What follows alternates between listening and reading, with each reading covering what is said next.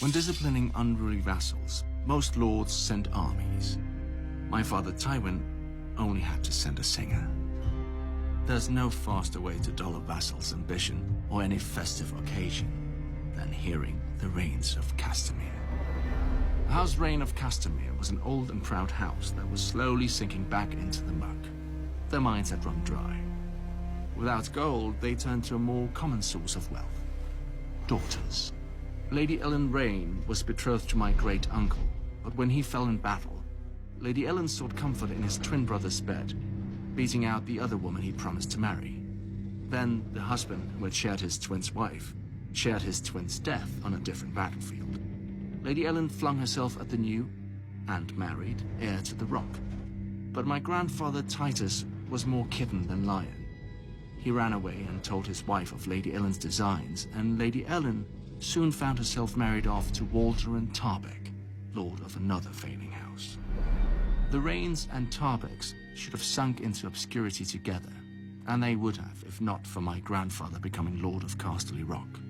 At first, the Westerlands laughed with the Laughing Lion, as the jovial Titus was called.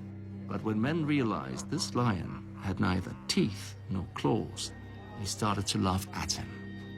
None laughed harder than the Rains and Tarbecks.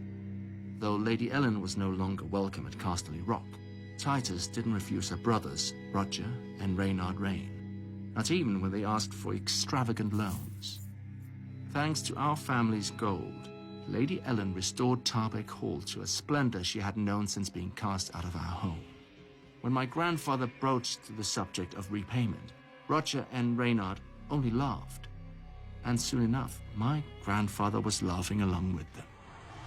Then my father Tywin returned from the War of the Ninepenny Kings, where he'd seen how the rest of the realm sniggered at House Lannister. Determined to restore our proper place, my father demanded the immediate repayment of all debts to the Rock, or a hostage from those who couldn't pay. Reynard Rain merely laughed when he received the raven. Lord Walder and Tarbeck chose to ride to Casterly Rock, sure that he could cow Lord Titus into rescinding my father's commands. He could have, except it wasn't Titus who met him at the gates, but my father, who had Lord Walderman thrown into a dungeon. Lady Ellen protested. The Rains threatened war, and finally my grandfather broke and released Lord Tarbeck with an apology no less. As if bathing himself in shame, Titus further forgave all the Tarbeck debts to our house. To celebrate the end of hostilities, Lord Roger feasted Titus at Castamere, and the two lords proclaimed their friendship for eternity. My father allowed eternity to last a year. When he summoned the Rains and Tarbecks to Casterly Rock to answer for their crimes, they rose in revolt, exactly as he expected. Their defiance gave him a pretext to call his banners and ride for Tarbeck Hall and Castamere with an army behind him. He didn't even bother to inform my grandfather.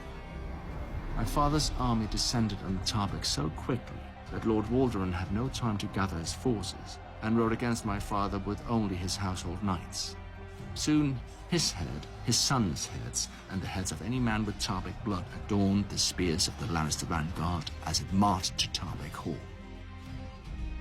At their approach, Lady Ellen Tarbeck closed the gates and sent ravens to her brothers at Castamere. She assumed they'd have more than enough time to muster their armies and break what would be a long siege. My father had trebuchets up in a day and brought down the keep within hours. Lady Ellen and her son were crushed in its fall. When the Tarbeck forces surrendered, my father put their castle to the torch. Roger Rain arrived with his army just in time to see the flames consuming his sister's home. He charged my father's camp, hoping surprise would win out over my father's greater numbers. It didn't. With half his men dead on the field and a crossbolt in his back, Lord Roger fled back to Castamere. The Lannister host arrived at Castamere 3 days later. Like Casterly Rock, the seat of House Rain had begun as a mine. When the gold gave out, the mine shafts were widened into halls, galleries, and bedchambers deep beneath the earth. The Rain brothers didn't have the men to defend the castle walls and retreated into their underground stronghold. From this relative safety, they offered terms to my father to avoid a long siege. My father didn't reply. Instead, He commanded that the mines be sealed with stone and soil until there was no way in and no way out. When that was completed, it took less than a day to dam the stream beside the castle and only 2 to divert it to the nearest mine entrance. The rains had taken more than 300 men, women and children into the mines. A few guards reported hearing faint screams and shouts below them one night, but come dawn, the earth was silent once again.